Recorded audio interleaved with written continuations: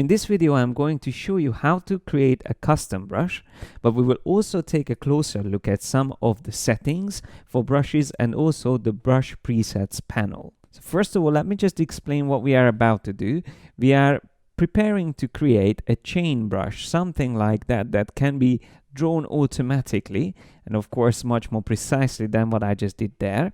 So what we have to do for this is to draw some of the segments and then define it as a custom brush, which then can create a repeated pattern when we are drawing with the brush tool. So first of all, let me just explain that we have the presets option here, the brush presets panel, which, if in case you can't see, it's under the window menu, and there you will find brush presets. Now here you will see a couple of default settings, but you can also open other options from the panel menu. So you will find there all kinds of different brush categories that you can open up. And as an example, we have some square brushes. If I open that up, I can add to my current brushes. So if I choose append, they will be added to my current brushes. So the default round brush, which we have in Photoshop, can be replaced with a different brush tip shape, like this one here. Let's say I'm choosing the biggest one, and I'll just increase my brush size. So you can see now I'm using a square brush tip shape. There is also another very important option, the spacing, which will be in the brush panel. So you can either click on this icon here to toggle to brush panel, or you can just simply select the brush panel. And also this is something you can find in the window menu. So once you have the brush panel open, within that you will find the spacing option. If you increase spacing, you will get actual squares next to each other, because it just creates so much space that the brush won't be continuous or won't look continuous. But then of course, if we reduce the spacing, we can even create a completely fluid and smooth line, which actually looks even better than the default option, which was using 25% spacing between the brush tips while drawing. The same applies to round brushes as well. So if I use a round brush with the default spacing, if I use a bigger brush, you will see it even more, that it actually has these little bumps around the edges, and that can be avoided by reducing the spacing down to 1%, because then you will have a much more fluid line without any bumps in it. And I actually want to use this setting because for this custom brush that I'm going to create, this will be necessary. I'm just going to fill my background with white by pressing Command Backspace or Control Backspace on PC. And then I'm going to hold down the Shift key with a big round brush, and I am going to click and drag to create a horizontal round shape like this. Now this is what we are going to use for the chain, but I would like to delete from this. So I switch to the eraser tool, which is not far from the brush tool. The shortcut for that is E.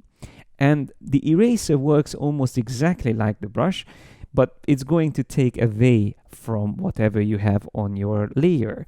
So in this case, as you can see, we can again set up the same options like reduce the spacing. And currently I'm having almost the same size brush. So if I hold down the Shift key, I can take away from this one. So I could create a chain like that. If I feel like the actual chain itself is too thin, I can undo this last step and maybe use a smaller brush. Something, let's say like that. So I'm going to just repeat the same step once again. And that can be one segment of the chain. Of course, there are so many other ways of drawing this. We could use shapes as well, like vector shapes, which I'm going to talk about in the next video. And I'm going to actually show you doing something similar with vector shapes might be sometimes easier. But for now, just to practice using brushes and the eraser tool as well, let's continue doing the same technique. So I'm going to do the next segment. I switch back to the brush tool and I make my brush smaller. But before I draw, I'm going to create a separate layer, and you will see why I do that.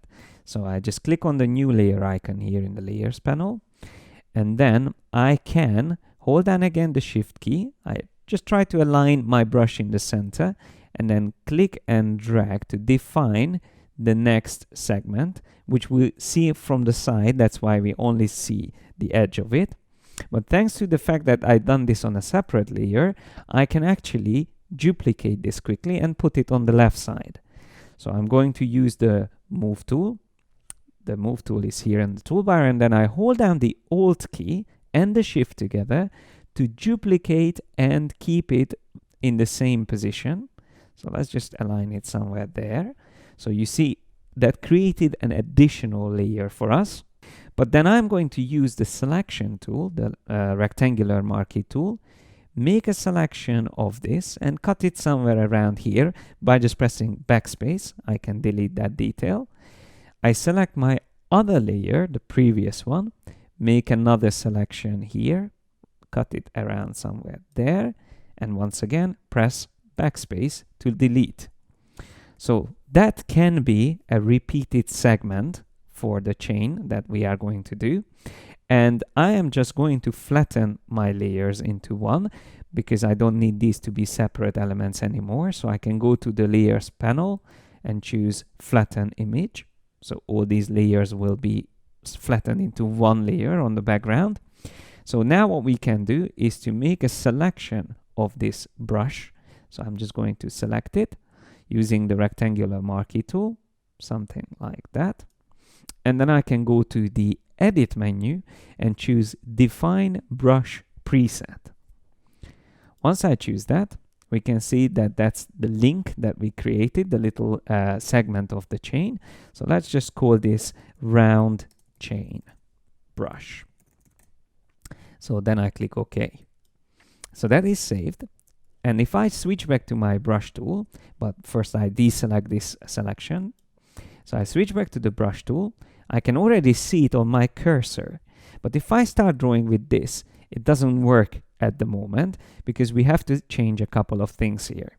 So first of all, I'm going to make my brush smaller because at the moment it's too big. And then I'm going to increase the spacing until I can actually see the pattern in the chain. So something like that. Let's see if I draw now. That starts to look better, but at the moment it's not repeating it. Maybe I'm just going to increase the spacing slightly. If I draw straight line by holding down the Shift key, that looks already quite good. Maybe the link in the middle, the one that's rotated, is too small, so I'm going to just increase the spacing slightly. Let's see once again. So having more spacing, that's a little bit too much now. It's not connected anymore. That's it. That's like looks quite good. So using these settings are going to be just fine, but we have to be able to move this brush around. So I want it to follow the direction when I'm drawing. So if I go to the shape dynamics, there I can find the angle option. And for the angle, I can change the control to direction. And by using an even smaller brush, if I now start drawing, you can see we have almost a perfect chain effect now. Of course, this could be refined even further to make sure that there's no broken pieces. But mainly, the smaller the brush gets, the better the connection will look. So you can see in even smaller brush, it works even better. So it is useful to save a big chain, but then reduce the brush size. And even this brush size, if I zoom closer, you can see it's not that small. So it can be used in drawings and any kind of different compositions, like the one that we had with the dragon, where we could use this to add some chains for this dragon here. And then we want the dragon to be chained down, and we can just start drawing like that, and then have the chain going down. There's another chain on the other side, and so on and so forth. So you can imagine the application of creating these custom brushes and how useful they are. And just as an example, coming back to this document here, the same way I created the round chain element, we could use the panel once again to switch to the square brush. So I select the square brush there. And with this one, I could do the same thing. Just draw once again, holding down Shift key, like something like that. And either use the eraser tool or just switch to the white color by using the little arrow here in the toolbar, or press X. Make your brush smaller and then decide how thick you want the chain to be, and then draw that element. Once again, press X to switch back to black, and then draw another element here, and so on and so forth. So you can imagine how quick and easy it is to set up all kinds of different custom brushes. It's really up to you and your imagination what type of brushes you want to create. But of course, you can download so many custom brushes from the internet. And let me just show you some of my custom brushes here that I have on the computer. I have things like this one, which is like a grunge brush, and I just make my brush size smaller so I can show you. And of course, all these custom brushes can use any type of colors. So they not only work with black, they can work with any color that you wish to use. And then I have also other brush presets here, like these ones as well. Again, it's still grunge or dirt effects. And once again, I can switch back to black, or I can choose any gray colors as well. So you see how this brush looks as well, which is great for texturing and add some rust on surfaces whenever you paint. If you are a Creative Cloud user, you can download brushes from the Creative Cloud assets. Just go to Creative Cloud, choose Assets, and under the Market, you will be able to find these free assets created by other designers. So let's just try one of these. So there's a nice one here, like this one. If I click on Download, I can choose where I want to save it. I can even create a new library and just call it Brushes. Once I have that selected, I can click on Continue, and that will be downloaded. So once I go back to the Libraries panel, and within Libraries, I will be able to choose the one that we just saved, Brushes, and there you have the Splatter watercolor brush. So once I select that, let's just make this brush size smaller. So I reduce it, it's at the moment really big. I'm going to also clear my canvas so we can try it out. That looks very nice. Let's just change our color to something a bit more cheerful, and then we can very quickly pick different colors and try this out. And as a bonus tip, let me show you a random rotation option. In the brush settings, if you go to Shape Dynamics, you can choose Angle Jitter. Jitter is always a way to randomize a property, and if you increase it to 100%, that means it will always be different. So that means if I click with this brush, every time I click, it will rotate this splatter in a different direction.